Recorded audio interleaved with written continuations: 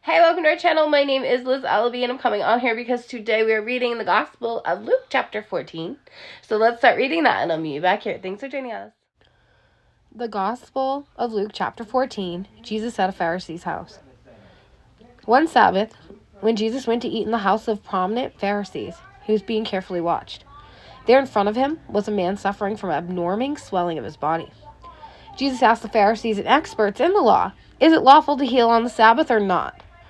But they remained silent. So taking hold of the man, he healed him and sent him on his way. Then he asked them, "If one of you has a child or an ox that falls into a well on the Sabbath day, will you not immediately pull it out?" And they had nothing to say. When he noticed how the guests picked the places of honor at the table, he told them this parable. When someone invites you to a wedding feast, do not take the place of honor, for a person more distinguished than you may have been invited. If so, the host who invited both of you will come and say to you, "Give this person your seat." Then, humiliated, you'll have to take the least important place. But when you are invited, take the lowest place, so that when your host comes, he will say to you, "Friend, move up to a better place." Then you will be honored in the presence of all the other guests.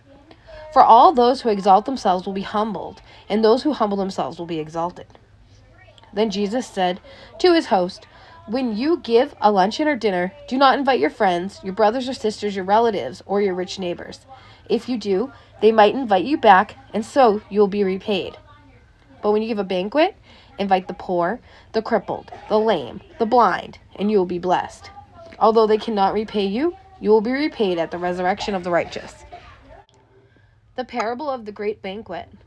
When one of those at the table with him heard this, he said to Jesus, "Blessed is the one who will eat at the feast in the kingdom of God."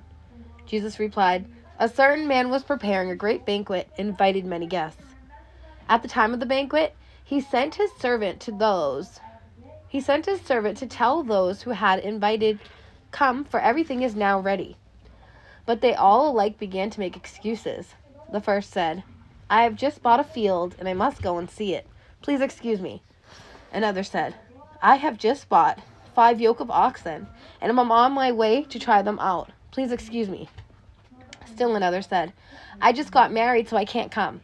So the servant came and reported this to his master. Then the owner of the house became angry and ordered his servant, 'Go out quickly into the streets and alleys of the town, and bring in the poor, the crippled, the blind, and the lame.' 'Sir,' the servant said, 'what you ordered has been done, but there is still room.' Then the master told his servant, 'Go out to the roads and country lanes and compel them to come in, so that my house will be full. I tell you, not one of those who were invited will get a taste of my banquet.'" The cost of being a disciple. Large crowds were traveling with Jesus, and turning to them, he said, "If anyone comes to me and does not hate father and mother, wife and children, brothers and sisters, yes, even their own life, such a person cannot be my disciple.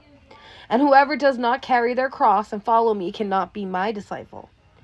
Suppose one of you wants to build a tower. Won't you sit down and estimate the cost to see if you have enough money to complete it?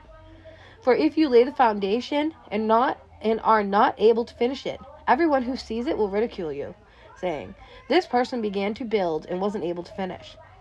Or suppose a king is about to go to war against another king.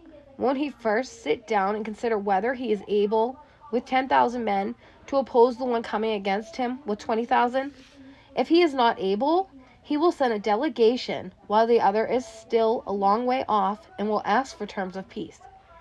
In the same way, those of you who do not give up everything you have cannot be my disciples. Salt is good, but if it loses its saltiness, how can it be made salty again? It is fit neither for the soil nor for the manure pile. It is thrown out. Whoever has ears to hear, let them hear."